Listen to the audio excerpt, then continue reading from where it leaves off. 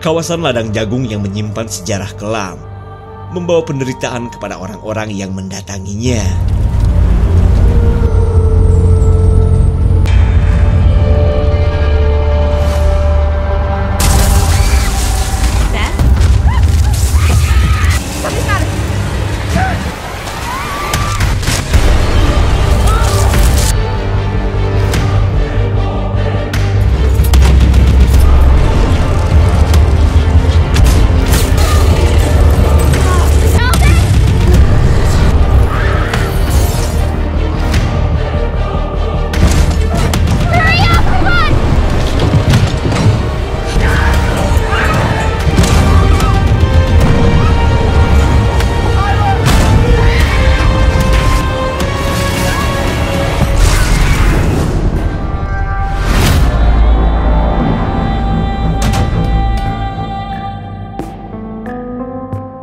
Cerita berawal dari suasana kebun jagung yang katanya dihuni jurig bebegig atau hantu orang-orangan sawah. Memang tidak semua orang percaya akan cerita tersebut. Malahan ladang jagung ini akan didatangi oleh sebuah sekolah dalam rangka persiapan acara festival tahunan. Tak lama kemudian datanglah 2 orang utusan pihak sekolah yang memilih datang lebih awal daripada barengan dengan teman-temannya. Now, Chad. You didn't say this is where we were going. Come on, when they get here, we'll scare the hell out of them. Pria bernama Chad meminta pacarnya untuk jangan takut karena rumor jurig bebegig hanyalah dongeng semata. Lalu dengan membawa topeng si Coppers, Chad mengajak pacarnya yang bernama Mercy untuk menakut-nakuti teman mereka yang masih berada di sekolah. My brother and his friends used to party up here all the time. Sampailah mereka di lumbung jagung terbengkalai yang akan Chad gunakan untuk menunggu teman-temannya. Lanjut mereka pun bersembunyi sebelum teman-temannya datang. Fancy. Entah apa yang membuat mereka terjatuh hingga tergebros ke ruangan basement. Insiden ini pun membuat Mercy mendapatkan luka soek di kakinya akibat terkena patahan kayu. Tak lama kemudian mereka melihat keanehan ketika darah dari kaki Mercy dihisap oleh sesuatu. There's something in here. Nothing there.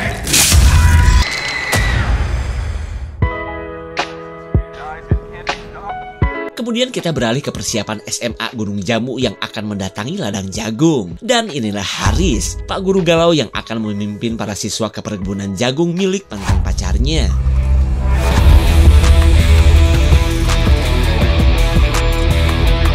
Tyler. Bus. Tyler. Mr. Harris, do you know what time it is? Oh. That's coming.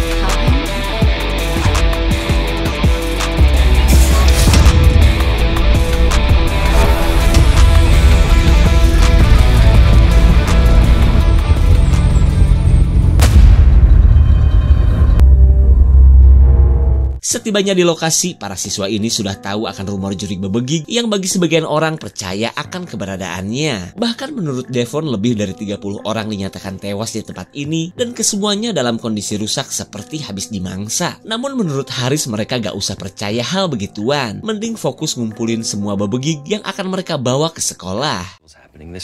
Seriously.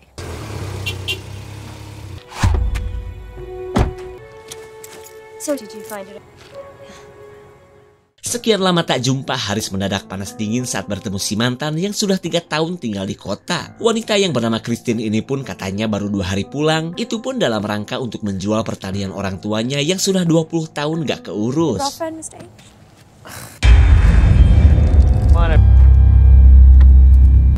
What they say about this place? Si Calvin kepo apa benar pertanian ini berhantu seperti perkataan orang-orang. Cuma ya itu dia, Christine yang sering tinggal di kota tidak tahu sejak kapan cerita horor tersebut dimulai. Anybody seen Tyler? Hey Tyler! Semua orang auto kaget akan kelakuan si Bangor Tyler yang katanya menemukan topeng di tengah kebun jagung. Kalian masih ingat dong topeng ini milik siapa? Lalu Haris menyuruh para siswa untuk menuju salah satu bebegig yang sebentar lagi akan Christine angkut ke sekolah. Maybe there's still you and me? Your bets? Oh, come on, that's uncool. Haris kecewa karena orang yang akan mengangkut bebegig adalah mantannya Christine juga. Begitupun dengan si gondrong Eddie, hingga ia pun memilih pulang daripada kerja bareng dengan perebut pacar orang. Ngomong naon maneh? Mobil yang tiba-tiba mogok membuat Eddie gak bisa pulang dan dengan terpaksa akan membantu Haris. Christine senang dong. We didn't put him up here. Entah bagaimana urusannya si Calvin sudah nyangsang dibebegig seperti ini. Lalu Calvin memberitahu bahwa ini adalah perbuatan Tyler bersama pacarnya. Tyler! Right about now, Aaron.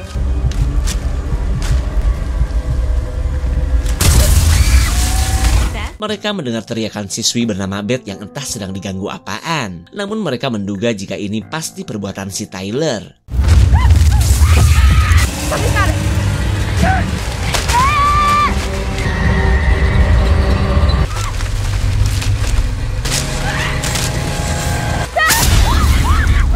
Beth begitu panik setelah terbebas dari sesuatu yang ingin menculiknya. Namun ia tidak menjelaskan sosok misterius apa yang masih mengintai mereka.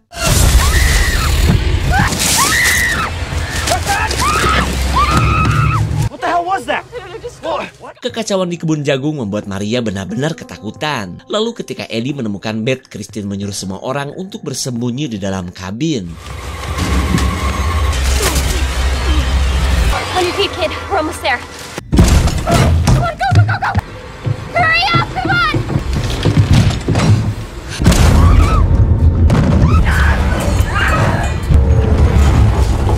Mereka masih saja menganggap ini adalah perbuatan Tyler dan Nikki. Padahal seperti yang kita tahu, semua kekacauan ini adalah ulah jurik bebegig yang sudah berhasil menangkap Nikki.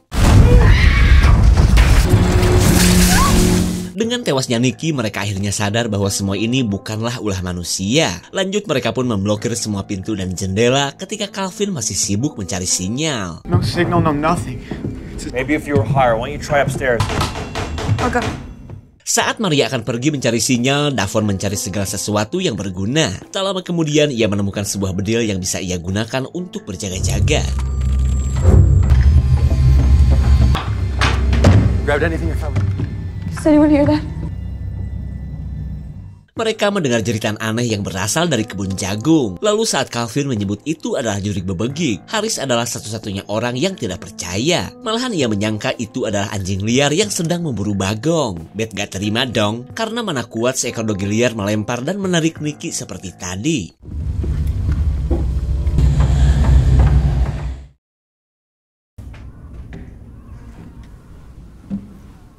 Devon mencoba PDKT terhadap Maria yang dari dulu susah ia dapatkan. Lalu dengan memberikan nabati setengah porsi, ia berharap Maria menganggapnya sebagai cowok perhatian. Di waktu yang sama, Beth menemani Calvin si pelukis handal yang dari tadi sibuk menggambar. Lalu Calvin memberitahu bahwa ia sedang melukis sosok jurik jarian berdasarkan informasi yang dari dulu ia dengar.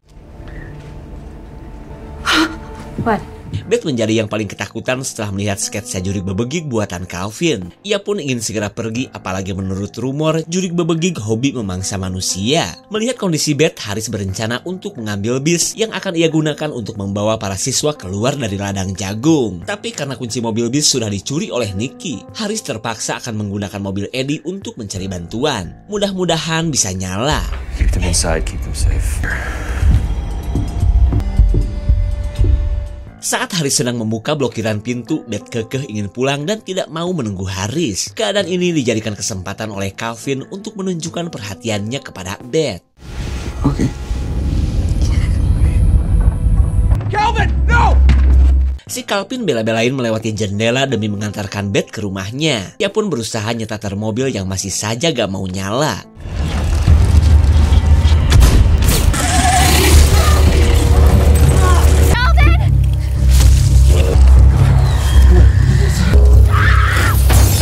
Untuk pertama kalinya mereka melihat sosok jurik bebegig yang telah menghabisi Calvin. Sosok itu pun berusaha menghalangi mereka yang ingin masuk ke dalam kabin.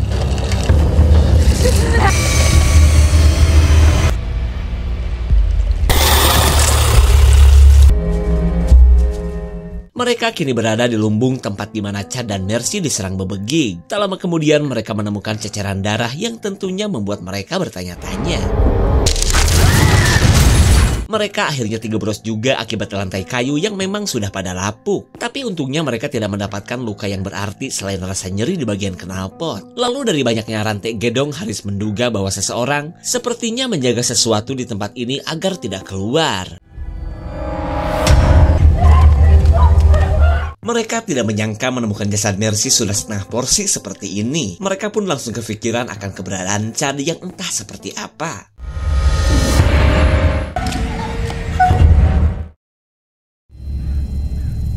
Haris bingung harus berbuat apa setelah melihat kematian 3 orang siswa. Karena jangankan untuk keluar dari pertanian, naik ke lantai atas pun mereka kesulitan. Kemudian Beth menyalahkan Christine karena tidak memberitahu tentang adanya jurik bebegik di tempat ini.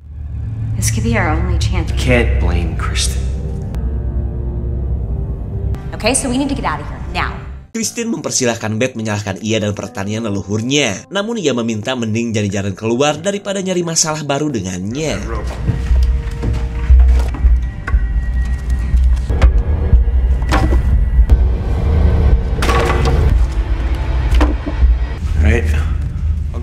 Berkat rakitan tali buatan para mantan, Christine dan yang lain akhirnya berhasil ke atas. Tak lama kemudian mereka melihat kedatangan patroli polisi yang sempat melihat kepulan asap dari kejauhan. Christine dan teman-temannya pun bingung untuk memberitahu akan adanya bahaya di tempat ini.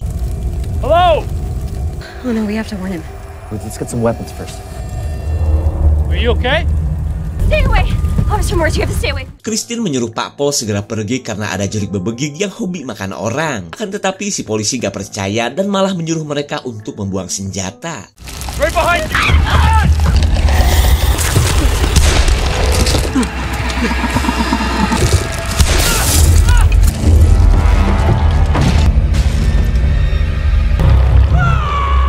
Saat si bebegik melakukan serangan, Haris berniat kabur menggunakan mobil patroli. Tapi sebelum itu ia harus mengambil kunci mobil yang masih dibawa Pak Polisi.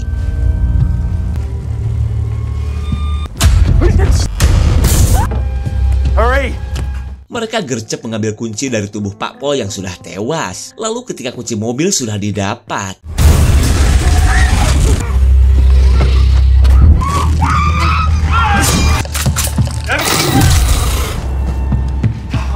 saat yang lain sudah keluar, Davon dengan gagahnya akan membunuh si bebegik. Bahkan ia sudah gak peduli meskipun Haris melarangnya.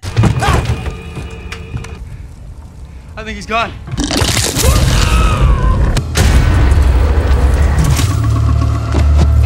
Go! Go! Go!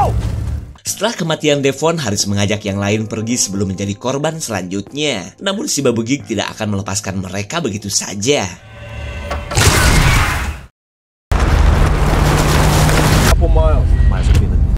Christine tidak menyangka pertanian turun-temurunnya menyimpan sosok yang mengerikan. Hingga ia pun penasaran awal mula si bebegik bisa muncul dan menjadi petaka seperti ini. Termasuk kaitannya dengan perayaan festival bebegik yang sudah 100 tahun lebih digelar di kota mereka. You know, like in the...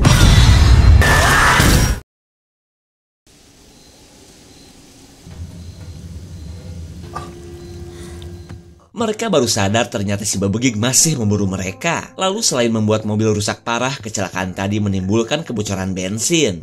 Okay, it smells like gas. Hello?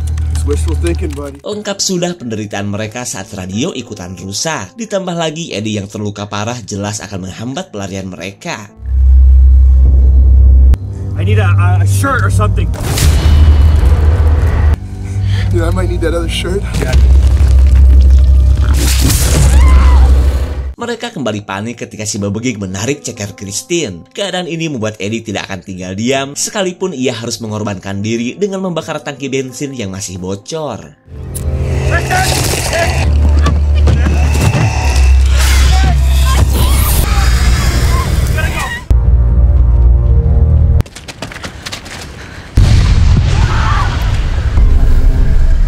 Beth mengajak Maria kabur tanpa memperdulikan teman-teman mereka. Di waktu yang sama, Haris dan Christine masih gak percaya dengan aksi heroik Eddie yang membuat mereka punya waktu untuk kabur. Cuma mereka tidak yakin si bebegik sudah tewas, mengingat sosok mengerikan itu bisa bersembunyi di dalam tanah.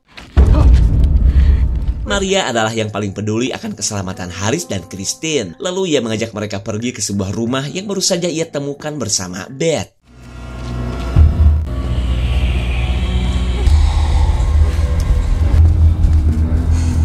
Christine baru ingat jika daerah ini adalah kebun milik tetangganya yang bernama Mang Yadi. Namun ia bisa merasakan bahwa si jurik bebegik masih hidup dan sedang mengikutinya. Haris mengajak Christine untuk terus berlari daripada banyak melamun di tengah kebun. Christine pun bisa melihat Beth yang paling bersemangat mencari perlindungan tanpa memperdulikan mereka. Come on now, let's go. Hello? Is anybody? Maria yang biasa dipanggil Mary adalah yang paling kesal terhadap Beth karena selalu meninggalkannya. Kemudian Beth balik menyalahkan Mary yang kebanyakan ngomong daripada mencari cara agar bisa masuk ke rumah dan mencari telepon. Definitely not like him to leave his farm. Maybe the guy's already dead.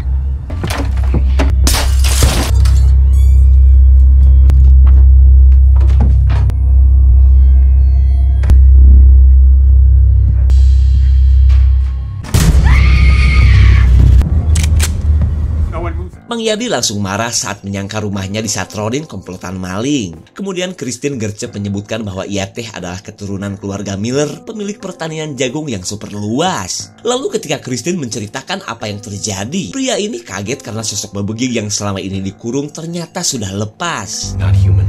I rode. Miller. Killed 6 of us. Mendengar kabar dari Christine, Mang Yadi akhirnya menceritakan kejadian di masa lalu yang dulu pernah diceritakan orang tuanya. Jadi gini guys, lebih dari 100 tahun yang lalu kakek buyut Christine telah berhasil mengurung si bebegik setelah sosok tersebut menghabisi sebagian keluarganya. Memang tidak pernah diketahui awal mula kemunculan si jurik bebegik, namun penangkapan sosok yang susah dibunuh itu membuat para warga bahagia hingga menjadi perayaan tahunan sampai sekarang. Why the Millers? This festival every year ever since. But are we calling the police or not? You all should have just kept... Mereka mendengar suara si bebegik ketika telepon mendadak tidak bisa digunakan. Lalu tanpa berlama-lama Mang Yadi gercep mengecek sekitar rumah, berharap apa yang ia takutkan tidak terjadi. But where? Where are we gonna go that this thing isn't gonna find us? Like the old man said.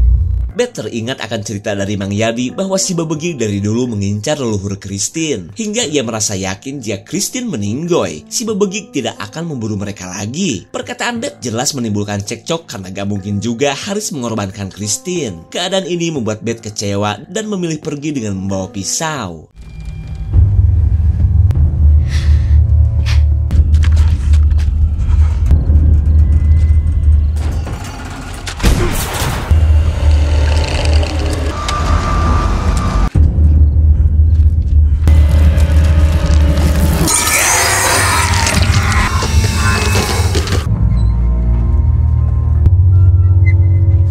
Mereka mencari sesuatu yang bisa menghalau kedatangan si bebegik. Tak lama kemudian mereka menemukan traktor perontok ruyuk yang entah masih berfungsi atau cuma pajangan doang.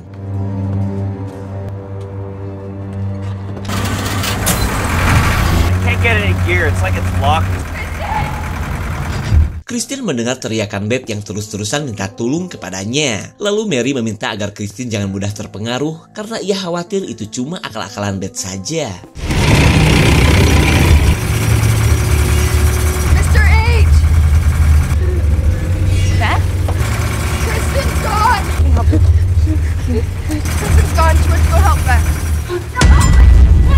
Tuh kan, baru juga diomongin si Betty malah berniat untuk menghabisi Christine. Akan tetapi Christine malah setuju dengan rencana Beth dan meminta Harris untuk segera pergi dari tempat ini. I'm not leaving you. The only way we're getting out of here alive is if... Harris tahu bahwa Christine sedang bersandiwara. Lalu dengan menyiapkan tali, ia akan menarik si bebegik dan menghancurkannya menggunakan traktor.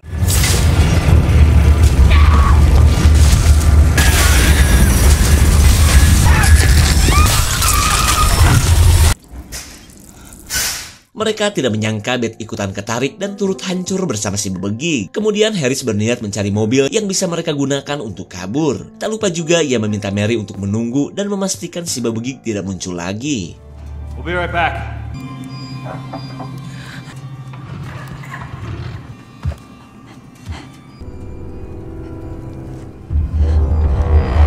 Hey, Maria, let's just go. Si bebegik yang ternyata masih hidup mengambil sebuah besi untuk lanjut memburu mereka. Sementara Harris dan yang lain kembali ke hutan setelah gagal menemukan mobil.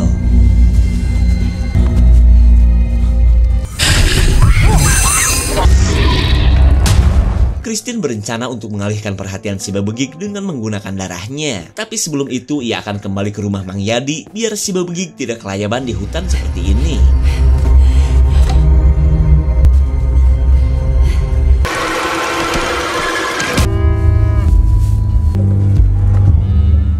Setibanya di peternakan Mang Yadi, Christine langsung menggunakan darahnya yang ia sebar di tubuh para sapi. Ia pun berharap cara ini ampuh membuat bingung si Bebegig yang dari kemarin memang mengincar Christine.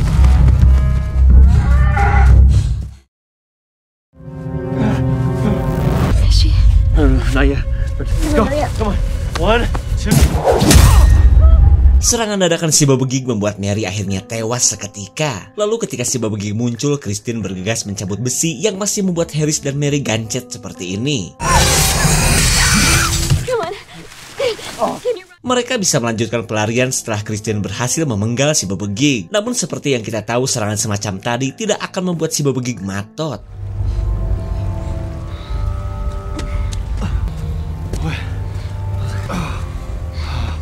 Setibanya di sungai, mereka teringat akan lokasi pembuangan bangkai kapal. Lalu mereka berniat pergi ke lokasi tersebut. Kali aja masih ada perahu yang bisa mereka gunakan.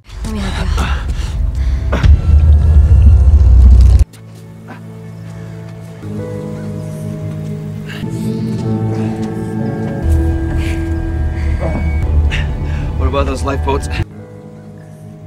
Saat menemukan perahu sekoci, mereka pun melihat keberadaan seorang penjaga. Lalu Christine berniat untuk meminta si penjaga agar menurunkan perahu yang ia butuhkan. Dari kondisi jasad si penjaga, Harris bisa menebak bahwa si Bebegig telah menghabisinya sebelum mereka tiba di sini. Lalu ia menyuruh Christine berlindung di bangkai kapal, sementara ia akan menggunakan radio untuk memanggil bantuan.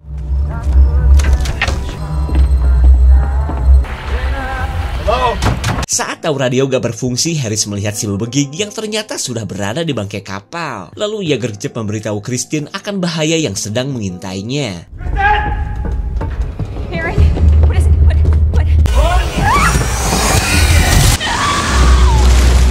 Christine berusaha ikhlas jika memang harus kehilangan Harris yang telah mengorbankan diri. Lanjut, ia pun menuju lokasi perahu sekoci karena hanya dengan melewati sungai si Bebegig tidak akan bisa mengejarnya. Akan tetapi ia tetap waspada karena si Bebegig bisa muncul kapan saja.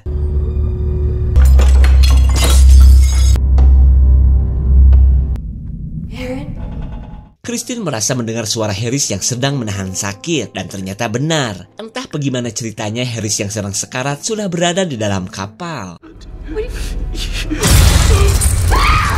Harris rupanya dijadikan umpan oleh si Bebegig yang masih mengincar Christine. Lalu ketika Harris benar-benar meninggoy, Christine yang sudah muak menantang si Bebegig untuk segera melawannya.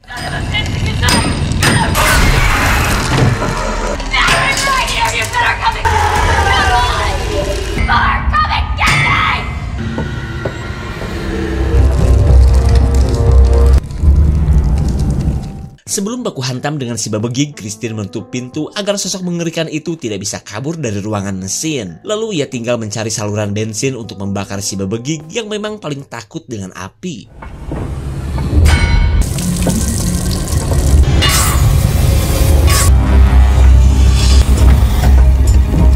Saat api sudah menyala, Christine bergegas pergi ke lantai atas. Selama itu pun si Bebegig berusaha menangkap Christine, satu-satunya keturunan Miller yang masih tersisa.